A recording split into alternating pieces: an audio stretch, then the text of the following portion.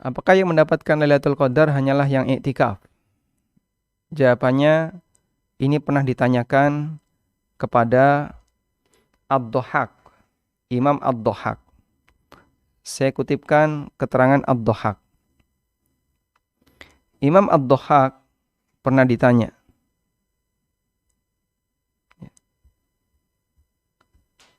oleh Juwaybir, Ara'aitan nufasa wal haid wal musafir wal naim lahum fi lailatul qadar nasib? Apakah wanita nifas, wanita haid, musafir, orang yang ketiduran juga mendapatkan pahala Lailatul Qadar? Qala, jawab Ad-Dhahhak, na'am, kullu man taqabbalallahu amalahu sayu'tihi nasibahu min Lailatul Qadar. Betul, semua orang yang amalnya diterima oleh Allah, maka Allah akan memberikan pahala kepadanya dari Lailatul Qadar. Sehingga wanita haid bisa nggak beramal? Bisa. Apa amalnya wanita haid? Misalnya mendengarkan murotal, mendengarkan kajian, sedekah. Sedekah di malam hari ketika Lailatul Qadar, wanita sedekah di malam hari gimana Pak mau keluar ke masjid? Ya tinggal transfer kan sekarang. Ya. Ada misalnya pembukaan donasi, pembangunan studio ANB, ada transfer di Lailatul Qadar langsung 5M misalnya ya, kebanyakan tapi ya. Bisa seperti itu. Sehingga orang bisa melakukan ibadah apapun, dan kata Ad-Dhahhak, dia bisa mendapatkan kesempatan pahala di Lailatul Qadar meskipun dia tidak iktikaf. Wanita haid kan tidak boleh iktikaf. Wallahu a'lam.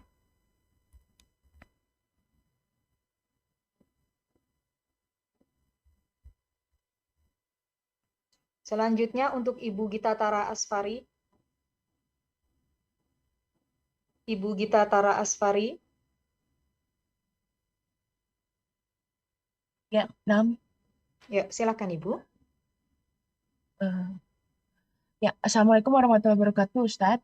Barakallahu fiik Waalaikumsalam. atas segala ilmu yang diberikan. Semoga Ustadz dan seluruh umat muslim dalam keadaan sehat selalu dan dalam lindungan Allah Subhanahu wa taala. Amin.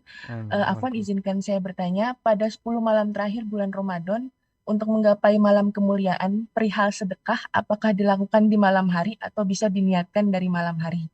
Yang kedua, untuk ibadah lazim, apakah diperbolehkan sholat sunnah seperti istikharah dan taubah, serta mohon pemaparan singkat mengenai fikih sholat Lailatul Qadar dan iktikaf di rumah bagi perempuan.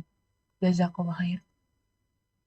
Sedekah di malam hari atau satunya gimana? Niat sedekah? Maksudnya Ya, gimana? niat sedekah dari malam hari atau bisa dilakukan di malam hari atau dilakukannya pada pagi, tapi niatnya sudah dari malam. Baik. Jika hanya niat, maka hanya dapat pahala niat. Dan Nabi SAW mengatakan, faman hamma bil hasanati, siapa yang berniat untuk melakukan amal kebaikan, falam ya'malha, dan tidak dia kerjakan, falahu hasanatun wahidah, dia mendapatkan satu pahala. Sehingga kalau sebatas niat, maka dia hanya dapat pahala niat. Sementara Lailatul Qadar, kalau bisa beramal, bukan cuma niat. Kita beramal, tidak hanya niat beramal. Sehingga bisakah kita sedekah di malam hari ketika Lailatul Qadar? Kalau lelaki kan mungkin bisa keluar rumah, ya yang penting amal dari begal ya. Karena belum ada kan undang-undang pelindungan begal. Dia bisa keluar dari rumah, lalu dia sedekah ke masjid atau ke fakir miskin yang ada di sekitarnya di malam hari. Kalau ibu-ibu gimana Pak? Ya tadi pakai transfer. Sehingga dia punya niat sedekah, langsung transfer di malam itu. Agar mendapatkan keutamaan sedekah di malam hari atau ketika Lailatul Qadar. Kemudian yang kedua, tentang beberapa sholat yang tadi disebutkan. Kita tidak menjumpai dalam fikih sholat sunnah yang disebut dengan sholat Lailatul Qadar. Nggak ada istilah sholat Lailatul Qadar yang saya ketahui. Adanya ya sholat malam. Dan kalau bertepatan dengan Lailatul Qadar, ya semua ibadah yang kita kerjakan di malam itu bernilai lebih baik daripada 1000 bulan untuk ibadah yang sama di selain malam Lailat, di selain waktu yang ada Lailatul Qadar.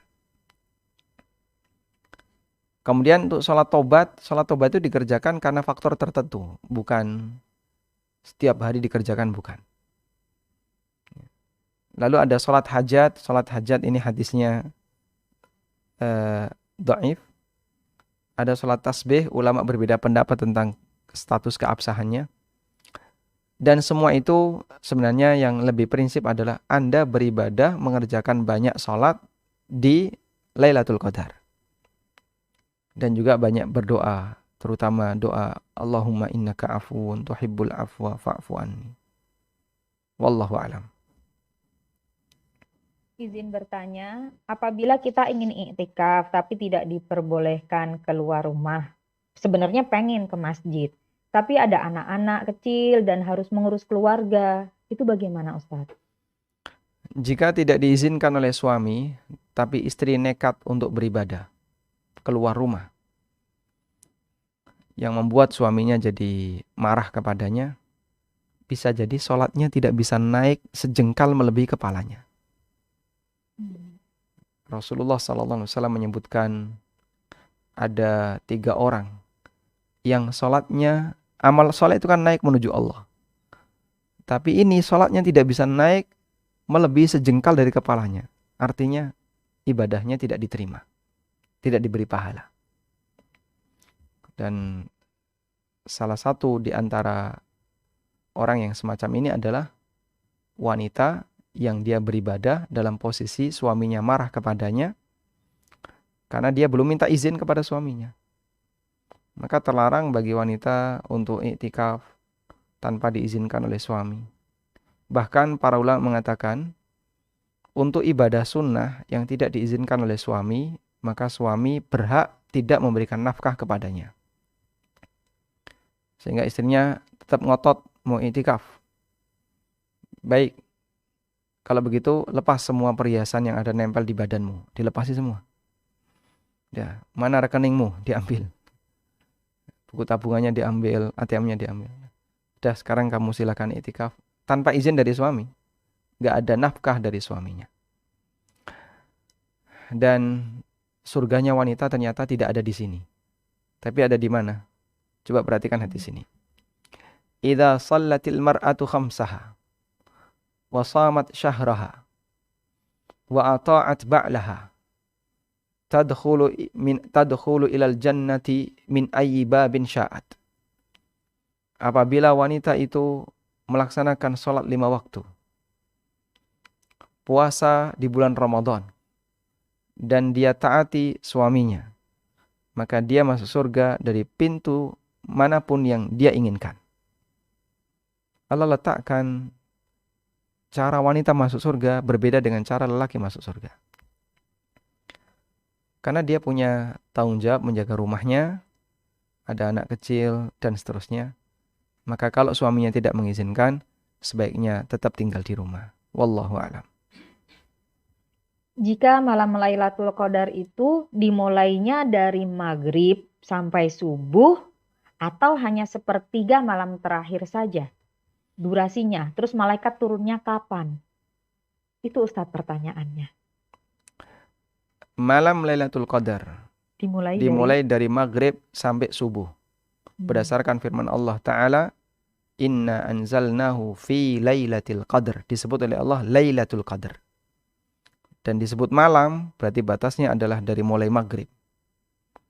Kemudian malaikat turun. Tanazzalul malaikatu warruhu fiha.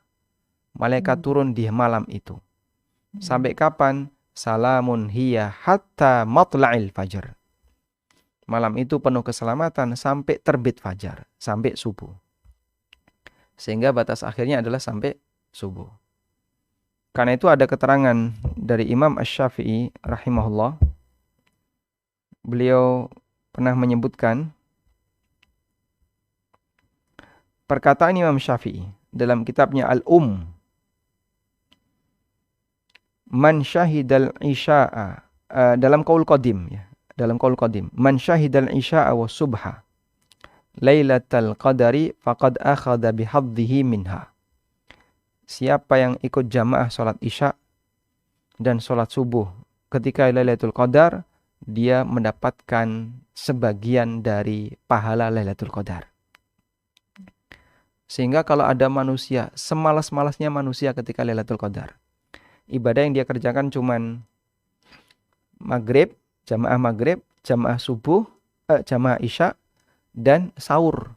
Karena subuh kan sudah bukan Lailatul Qadar Di lagi. hari. Maka dia mendapatkan 3 pahala ini, yang lebih baik dari 1000 bulan. Wallahu a'lam. Lalu apakah hanya ganjil-ganjil saja di 10 malam terakhir itu atau 10-10-nya di malam Lailatul Qadar itu, Ustaz? Lailatul Qadar bisa terjadi di salah satu malam di 10 hari terakhir Ramadan. Bisa genap, bisa ganjil, sesuai dengan apa yang Allah kehendaki. Tapi di malam ganjil peluangnya lebih besar. Dan ngitung ganjil itu ada 2. Bisa dari depan, bisa dari belakang. Ada 2 metode ngitung ganjil. Dalam hadis Ibnu Abbas ngitung ganjilnya dari belakang. Baqiya min Ramadan 9 ayyam. Baqiya min Ramadan 7 ayyam. Dari 9 sisa harinya, 7 sisa harinya. Kalau dihitung dari belakang jadinya malam genap. Kalau dihitung dari depan jadinya malam ganjil. Sehingga perhitungan ganjil genap itu bisa berbeda. Misalnya, ini malam 21. Dihitung dari depan malam 21. Dihitung dari belakang malam 20. Jadinya atau dihitung dari belakang malam 10. Jadinya genap. Genap dari belakang, ganjil dari depan.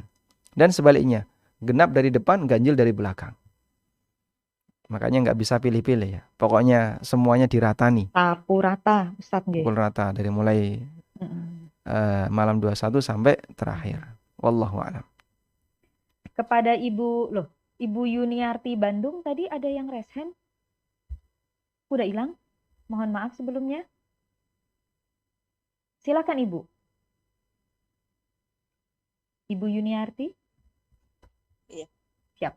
Ya. Assalamualaikum warahmatullahi wabarakatuh, Pak Ustadz. Waalaikumsalam warahmatullahi wabarakatuh. Tadi kan udah pertanyaan yang pertama tadi udah dijawab sama Pak Ustadz. Nah, yang kedua Pak Ustadz, misalnya saya tuh niatannya inginnya iktikaf ya, tetapi kondisi saya tuh terutama kesehatan pada kaki saya, karena kaki saya tuh jatuh dari kecil Pak Ustadz. Jadi inginnya sih saya iktikaf gitu ya Pak Ustadz. Tetapi kalau dengan kesehatan kita terganggu itu kita harus bagaimana Pak Ustadz? Karena kalau di rumah saya itu nggak ada, kan kalau wanita itu harusnya katanya boleh itikaf di rumah tetapi harus di musola ya, karena saya itu nggak punya musolanya Pak Ustadz. Jadi saya kalau mau itikaf di dalam kamar saja gitu, bagaimana Pak Ustadz? Nah, iktikaf di rumah tidak bisa disebut iktikaf karena harus di masjid. Dan masjid tadi kita sudah sebutkan ya, ada 2 yang boleh dipakai iktikaf, masjid jami' dan masjid jamaah. Masjid jami' yang dipakai Jumatan, masjid jamaah itu musola. Musola, bahasa kita musola ya, nggak dipakai Jumatan. Nah, kalau di dekat rumah ibu ada musola yang bisa diakses dan Anda ke sana tidak begitu repot, silakan Anda iktikaf di musola itu. Namun dengan ketentuan wanita harus minta izin kepada suaminya jika mau iktikaf. Ya, dan alhamdulillah kalau bisa bareng-bareng, suaminya iktikaf, istrinya juga iktikaf. Wallahu a'lam. Kalau di rumah tidak terhitung iktikaf. Meskipun ada musola di rumah. Astagfirullah, maaf. Di Bogor geledeknya kencang banget sampai saya. Astagfirullah. Ibu Anissa? Silakan Ibu. Astagfirullah. Siap. Ayo Bu. Ya. Monggo. Halo. Assalamualaikum Pak Ustadz. Mau ganggu? Waalaikumsalam warahmatullahi. Tidak Ibu. Bu. Mau tanya tadi kalau untuk sholat agak melenceng sedikit. Untuk sholat witir itu dilakukan 2 rakaat plus 1 rakaat atau 3 rakaat langsung. Kemudian bagaimana ciri orang yang mendapatkan malam Lailatul Qadar? Apakah dia melalui mendapat mimpi atau bagaimana gitu? Itu aja. Sama terakhir saya mau tanya, musola yang di dalam perumahan itu boleh ya Pak ya? Gitu. dipakai untuk itikaf ya. Tapi di sana tidak ada toiletnya gitu. Di dalam Bagaimana rumah. musola di dalam perumahan Oh, kayak perumahan. iya, tapi dia tidak ada kamar mandinya gitu, hanya Ada tempat untuk wudhu wudhu, untuk sholat jamaah. sholat jamaah betul. Baik, Hanya untuk toilet kecil aja, tapi tidak bisa untuk mandi kayaknya gitu. baik. Bisa Baik, kalau yang Pak Ustadz. pertama untuk witir 3 rakaat itu bolehkah 2 salam plus 1 atau boleh 3 sekaligus? Dua-duanya boleh. Dan ada sebuah hadis, jangan kalian jadikan sholat witir kalian seperti maghrib, di mana sholat maghrib itu ada tasyahud awal. Namun hadis ini dhaif. Meskipun demikian, ulama memberikan batasan, sholat witir 3 rakaat semakin tidak sama dengan maghrib makin bagus. Sehingga bisa 3 rakaat sekaligus tanpa tasyahud awal, bisa juga 2 salam plus 1. Dua-duanya boleh. Wallahu a'lam. Yang kedua, apakah ada tanda khusus bagi orang yang mendapatkan Lailatul Qadar? Jawabannya, orang yang mendapatkan Lailatul Qadar adalah semua orang yang beribadah di malam Lailatul Qadar. Baik dia menjumpai tanda istimewa maupun tidak. Sehingga kalaupun ada orang yang ketika Lailatul Qadar itu cuma tidur terus. Maghrib dia sholat jamaah di masjid. Setelah itu pulang makan. Terus tidur. Isya dia sholat jamaah di masjid. Setelah itu pulang. Terus tidur sampai sahur. 15 menit sebelum adzan dia sahur. Sudah? Sehingga ibadah dia cuma 3 ini. Maghrib, Isya, sahur. Itu tok, tidak ada yang lain. Dia mendapatkan Lailatul Qadar, pahala Lailatul Qadar sesuai dengan amal ini. Amal yang lain dia nggak dapat karena dia tidur terus. Dan bukan syarat harus menemukan tanda-tanda hebat. Misalnya melihat cahaya atau mimpi-mimpi atau apalagi misalnya melihat tulisan Allah di awan atau melihat langit terbelah, bukan syarat. Banyak kaum muslimin yang tidak melihat tanda-tanda itu. Tapi bukan syarat untuk bisa disebut mendapatkan Lailatul Qadar harus mengalami situasi seperti itu. Meskipun kata Syekhul Islam, terkadang ada sebagian orang yang dinampakkan oleh Allah tanda Lailatul Qadar. Baik dalam mimpinya maupun dalam posisi sadar. Sehingga dia buta, tapi tiba-tiba bisa melihat di malam itu. Atau dia melihat seperti ada cahaya yang terang sekali di depannya. Tapi itu tidak terjadi pada semua orang. Kadang ada sebagian orang yang ditampakkan seperti itu. Nah, saat dia ditampakkan berarti malam itu adalah Lailatul Qadar. Maka siapapun yang beribadah di malam itu, dia dapat pahala Lailatul Qadar. Baik dia dinampakkan maupun yang tidak dinampakkan. Wallahu a'lam. Kemudian untuk i'tikaf di musola tadi, musola perumahan, insya Allah boleh. Selama dia dipakai untuk sholat jamaah, meskipun dia di komplek dan tidak ada toiletnya. Karena bukan syarat untuk disebut masjid harus ada toilet. Maka nanti ketika mau buang air, kalau ada kamar mandi ya, untuk buang air kecil aja bisa. Oh baik, buang air kecil nggak perlu pulang, boleh di situ. Tapi kalau mau buang air besar, dia harus pulang. Dan ketika dia pulang, hanya untuk itu, setelah itu balik. Aisyah radhiyallahu anha itu pernah pulang untuk buang hajat. Dan ada orang sakit yang dilewati oleh Aisyah. Tapi nggak dijenguk karena beliau sedang iktikaf. Karena orang yang iktikaf, ketika dia mau keluar untuk hajat tertentu, maka hanya boleh di hajat itu. Nggak boleh ketika keluar terus mampir dulu di warung Padang. Setelah itu ke Cantol, di Alfamart. Habis itu di Sembako Pojok. Lama nanti baliknya. Itu bisa batal iktikafnya. Karena dia terlalu lama di luar. Wallahu a'lam. Alhamdulillahirabbil alamin. Alhamdulillah. Ada lagi Bapak Ibu semua. Oh, berapa lamanya? Ini satu lagi ya, Ibu Ida. Berapa lamanya yang sudah bisa disebut iktikaf? Contoh yang dalam hitungan jam. Kalau tadi kan dijelaskan dalam hitungan hari. Kalau kita pakai pendapat jumhur ulama, jumhur itu membolehkan iktikaf walau lahdhah, meskipun hanya sesaat. Sesaat itu hitungannya adalah cukup bagi orang untuk disebut diam di masjid. Ya. Contohnya apa, Pak? Ya. Contohnya kajian. Contoh yang lain, sholat jamaah. Sehingga termasuk taraweh, Anda masuk masjid dari Isya sampai jam 8:30. Itu bisa disebut iktikaf. Menurut pendapat mayoritas ulama.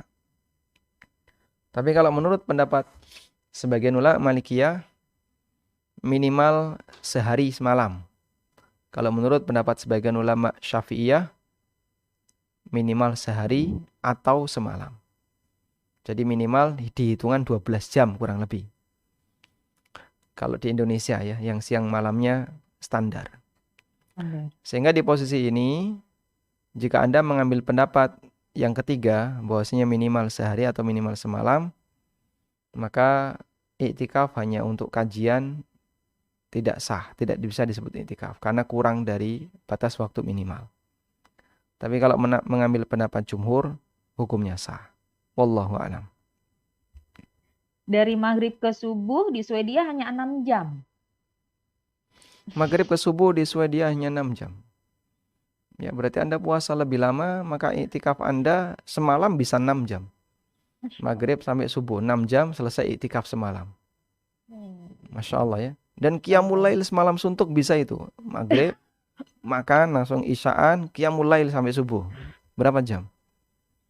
Isya sampai subuh berapa jam? Tinggal 4 jam.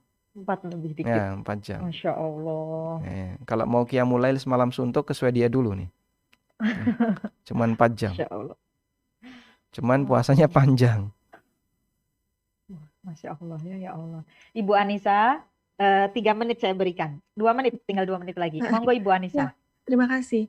Pak Monggo. Ustadz, tadi ada yang sedikit kurang jelas. Kalau yang bagi sudah berkeluarga, kalau yang itikafnya pulang pergi kayak tadi, itu apakah tetap tidak boleh berhubungan badan dengan pasangan gitu ya? Itu aja Pak Ustadz. Jika dia melakukan hubungan badan, itikafnya batal. Karena Allah melarang wala tubashiruhunna wa antum aakifuna fil masajid. Jangan kalian melakukan hubungan badan ketika kalian sedang iktikaf. Sehingga kalau iktikafnya pulang lalu tidur di rumah terus melakukan hubungan suami istri, maka iktikafnya batal. Ya meskipun ketika datang lagi ke masjid ya balik lagi mengulangi iktikaf dari awal. Karena iktikaf itu semakin panjang, tidak putus, semakin besar pahalanya. Sehingga kalau suami Anda iktikaf dari mulai tanggal 21 Ramadan, udah? Kemudian tanggal 25 pengen pulang, kok di rumah terlalu lama, balik dalam posisi sudah mandi, ya, berarti Batal. ini batal yang tadi, mengulangi batal iktikaf yang dari tadi. awal, Ulang putus lagi. jadinya iktikafnya. Maka kalau nggak putus, ya ke rumah hajatnya apa? Ambil Cuman baju. makan aja, atau buang hajat terus langsung balik. Anaknya nangis, ya balik. Dia tidak boleh kemudian berlama-lama di rumah, sebab dia tidak boleh memutus dari masjid. Wallahu a'lam.